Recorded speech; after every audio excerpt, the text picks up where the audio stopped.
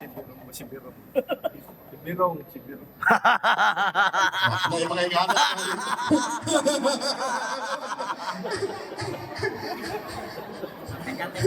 Dahil yung mga ikanat. Ang inom na, di lang imong pag-alagad. Bilang sinausahay makasakot sa imong pag-alagad, gumigan kay ang imong obligasyon, imong nalimtan.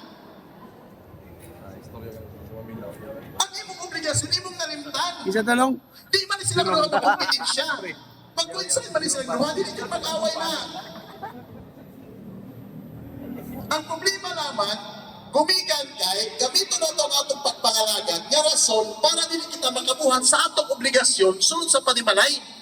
Di ba inyong mga anak, maupo na ka ng sakrisan ninyo kung labis sakrisan niyo anak? Tay, pagkatuon kami ni Father sa kumbento, bisag wag ipaadto, pero gamito niya ang kumbento, pato siya, nga naman, naglikay sa hugason.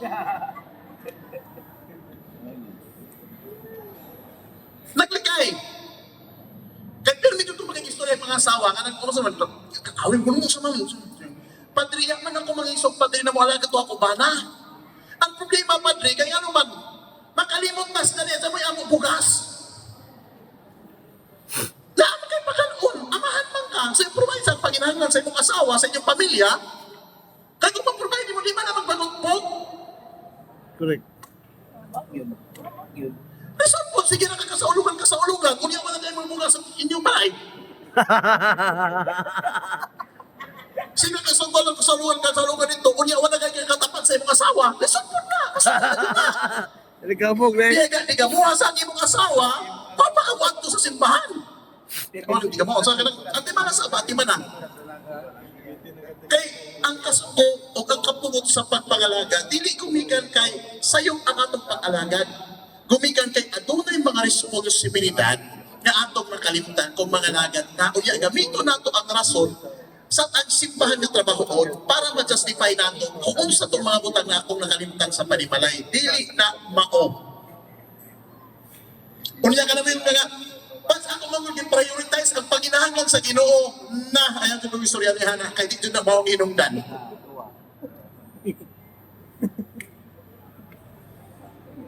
Ito na mao. Lahi dyan ang iyong panlantaw may tungkol sa pagpangalagad. Kung mao nang iyong panguna-una na kayo sahay man naging kita pag sagdahon ka, maurugani atong kalipay maner. Ya, delikado na. Kaya kung dili nimo kalipay ang imong bana, o imong asawa, o imong bana baka, ang imong kalipay ka ng imong inom, delikado na na. Ang mga bata naman kay Mauning, bawal tamangutang.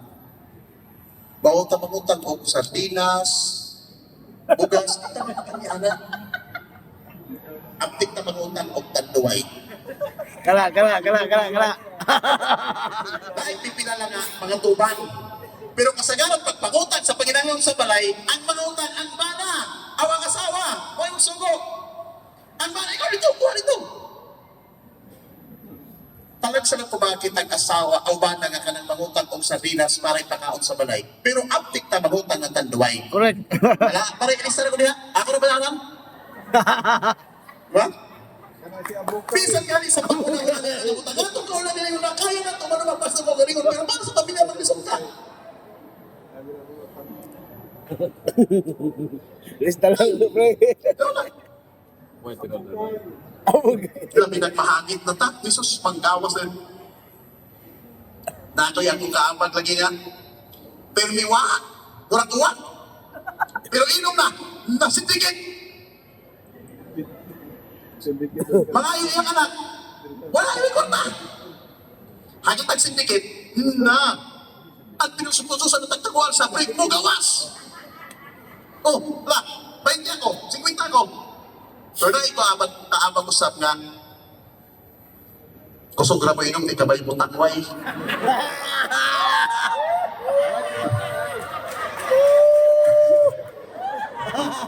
Mga bagag na. Mga bagag. Kusog may ilong, ikabay mo takway. Kusog pa din mamulutan. Kisa manong. Pagreklamo ko dito, ito ani. Pagreklamo, sa mali. Nag-inom tayo lang kanila, nagpulutan. Alam nila ita, kami niya, di naman muhatag bisag piso. Kanya siya pa yung una mahubog. Wait, ambak, pero una na hubog. Buha ka rin. Sama ka na. Ayaw himuan ninyo nga magkompetensya nga itong pag-alagad sa simbahan o pagbuhat sa itong ministeryo o sa imong obligasyon sa pamilya. Ang pamilya mo inspiration sa pag-alagad. Sa iya itong kalingon. Ang nasa society ni mag-abot, dili gumikan kay babag ang pamilya. Gumikan kay usahay na sayo ka sa imong prioridad na.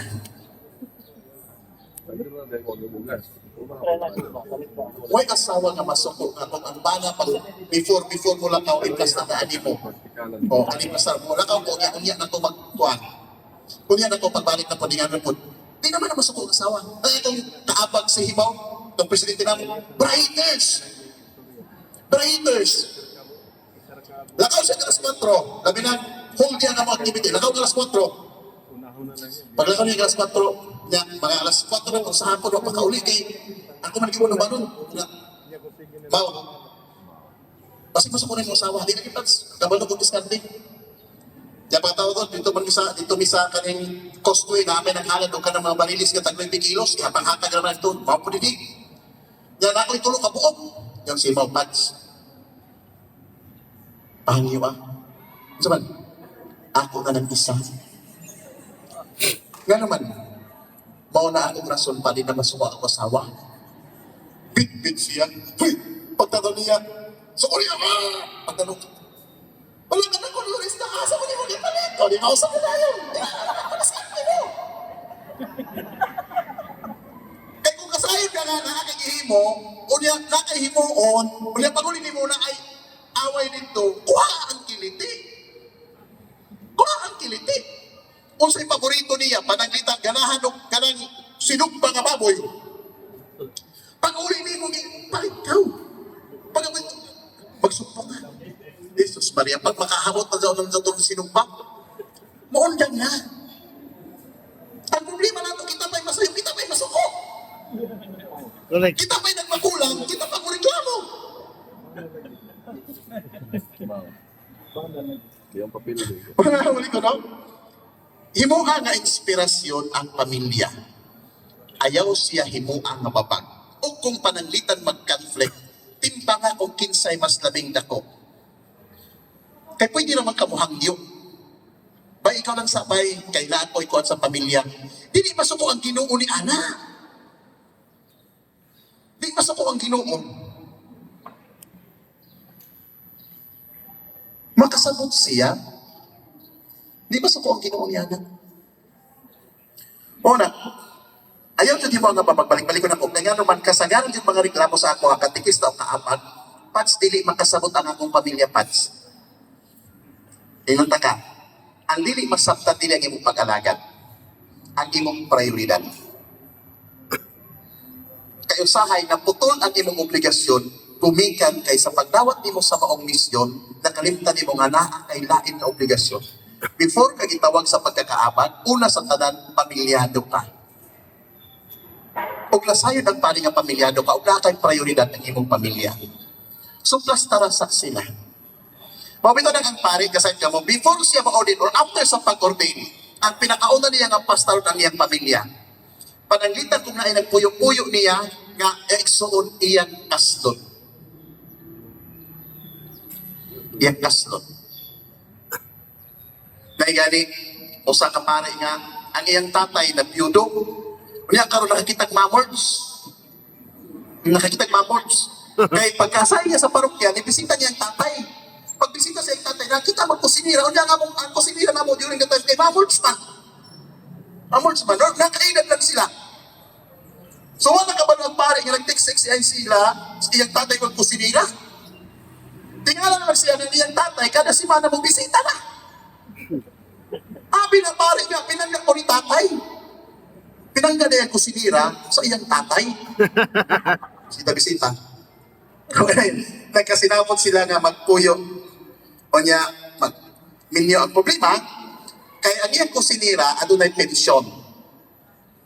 O pag magpinyo ka, maputol ang pensyon. O niya karon, gawas pa ni Ana, ang iyang mga anak sa kusinira nagsalig sa pensyon, so kinahanglan og suporta. So sige mo sa pare, kung magbigyo mo ni tatay, kaslunta mo kay sawaing. Pila man ang imong pensyon? 8,000. Ako'y maghatag sa imong monthly para masulban na nga problema. So kibali, katulad mong ihatag sa imong monthly 8,000, mo itong imong pensyon kibali. Basta magpakasalan mo, kay dili pwede nga kaslun mo, nga dili magtibo mo ka, pare ko, sawaing. So plastaro din, mausap ka na, kung wala ka plastaro na ito, kay para dili mahimong babag, mahimong source of inspiration. Ipahilo na, katikista, pananghidog tarong, tubuhata sa trabahon, sa imong bana, hakisa, pag-uli, hakisa. Ano naman na, from time to time, kung i-text ni mo, Labs, napa ko din, I love you, Jesus Maria. Kaya naman na. Ang problema kay, mula ka ang away istorya ng tarong, pag-uli, mag-away dyan mo. Ipahiluna dyan. Ipahiluna. Ayaw himo ang ababag ang pamilya. O kung mag-conflict between sa pamilya o sa imong ministeryo, hinumdumi, usa lang kakaamahan. O daghang kaabag ka pwede mo puli, panghangyo sa ilaha. Pero ayaw isakripisyo ang iyong pagkamahan. Naa kay obligasyon. So, tumana. Kay kung matuman yung obligasyon, ang imo po, pakasabot lang po sila. Pakasabot. Ikaduha, gawas ka doon tayo pamilya, ano na tayo tulumanon? Ano yung tulumanon nato? Na responsibilidad. Ang obedience magod pandayon siya sa itong responsibility. Kung magminyo ka, ang I love you, i-convert man na into kanang aksyon. Mayroon kang alam na kung kasawa na akong father, pero wala niyo mo kitagaan ang konsumo. Di ba na pwede? Love na ako akong pamilya father, pero wala kay panahon sa iyaha. Same ka lang, ang obedience is concrete action na to. Pananglitan. Tulumanon, mag-ampo. Musimba, perme. Dahil mga kaabag, kung ilan ang kasilbihan, musimba. Kung dili ang kasilbihan, di po musimba. Dili na mao.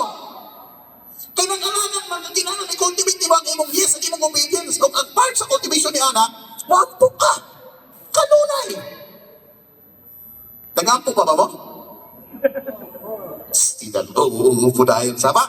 Tingnan pa ko ninyo.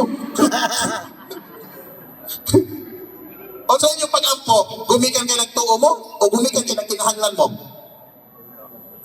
Dahil kalahiyan ng duha.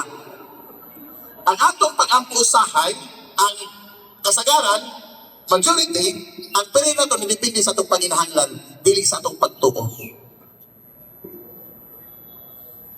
Diba? Daghanang mo doon kang Isos nga naman, gumikan siyang milagro, panginahanglan. Kung kanus na kanakinan mo pagkamuluhod, Ginoo na ako'y problema karon. Malukoy ka. Sulbara. Ginoo na may pasulbar mo sa problema. Ang pag-ampo is atong spirituality. Ang paglahutay, gumikan ka lang sa atong likod na koneksyon sa Diyos. O ang likod na koneksyon yun, panayon siya pinaagi sa prayer. Magahit yun mo panahon sa pag-ampo. Every day. Every day. Kami mga pari namin ka nang gitawag na Christian Prayer Book. Every day, mag-ampo dito. Morning o evening. Kada na pa kay daghan, pero di na namo masunod tanan. Pero at least ka na ang requirement, morning o evening. Kaya naman ay morning, midday, na ay mid-time, o niya na apoy Vespers, alas 6 na apoy kanang pagkagabi, alas 8 before matulog. Pero doon na nag-require. Makalimot na gani ka, Diana, sa hinay-hinay po naging mong ministeryo maapintuhan. Natay mga pari nga gitawag, na ay mga pari nato nga nag-renewal, di ba? Nag-renewal. O niya, ang uban, natintal, so nakabuhat o di mao. Pero silang tanang paguli nila, kung sa inagipasagin lang ganong natintal sila, na weak ang ilang prayer life. Ang temptations mo attraka the moment ang imong connections mawala. So, ang ilang tagay ang demonyo o tsansa nga mga kita og liki sa imong kinabuhi, sa imong pagpangalagan. Kaya imong hinagiban pag-ampo. So, muna akong hangyo sa inyo, patasanan ninyo ng mag-ampo. Huwag yan, pero kung ang kalaro na mo luto, so danaw mangko, ako may nag-ampo, dako-dako ang aho. Karailangan na mag-ampo. Wala naman ba? Amahan na mo, ang kalaro na mo luto, so danaw mangko, ako may nag-ampo, malihog lang dako-dako ang aho. Karailangan lang ginagmay lang ba? Sa langong mamong ipuyan, ang mga itong di makitaan, mga yan ang mga pag-ampo. Ano na? Oh, gawas ka pag-ampo. Basag Biblia. At least every day magbasa mo 10 chapters. In 3 years time, matapos ninyo ang Biblia. Maunang talawan kita, magkikatubang sa muhangit o bibati, kaya wag ka pagimang kaagal, kaya naman di ba kayo masa? Ang bala nato, pulong sa Ginoo, kung di mo masahon, makapsan ka. Pero nga habang ito di man himasa, sa iyang kapungot kayo kasi makatubag, isumpag niya ang iglesia. Sabi pa rin ako na yan. Nagkapaya din yung siya, naging-bratin lang. Isumpag pa niya. Pero ako nga, gihin mo na ako kapatasan sa kumakaabang nga everyday. Magbasa mo 15 chapters. Kunya, pag mag-meeting ni, mangutana ko grandong kung nakabasa mo dyan ka, medyo that ka ng span sa imong gibasa.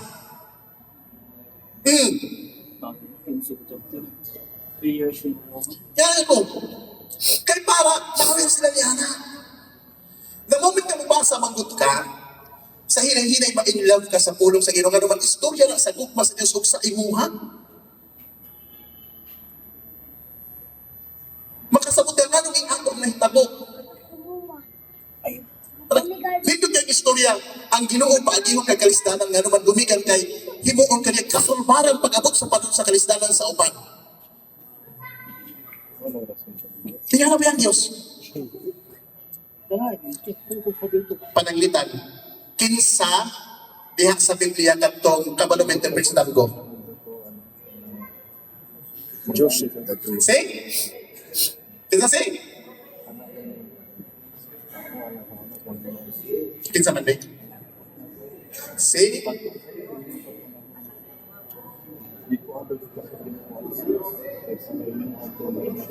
Alam?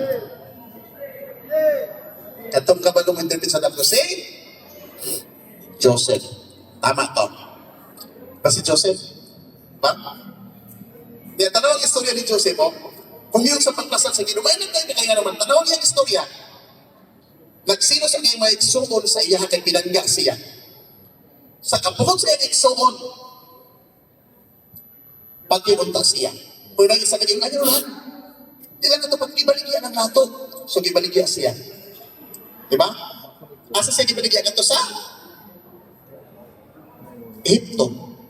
Pag-abot dito, pagpaligyan sa iya, dahil dito tayo naman, nagkasip ng Kristiyan, itagaan siya gasa sa Ginoo nga yan magamit panahon na maglisod siya. O kung sa kanak, pag-interpret of damgo. Naglisod siya pero gigasahan siya sa Diyos. Nga magamit ang gasa para mapasa niya kinabuhi niya. Karon, kawal sa kung sa damgo, na-interpret niya ang damgo sa hari, sa Pharaoh. Ngayon, pagkakaban niya, ihinay siya in charge.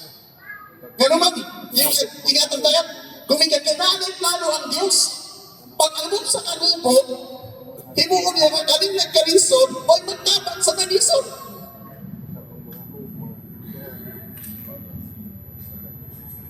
Nga, grabe na ilang. Dahil consolation na siya, grabe na ilang sa imang siya nga. Pero kasabot siya nga, mauna igiagihan po na ako nga naman, gumigan kay mao kini ang plano sa Diyos. Kay tawgon ka,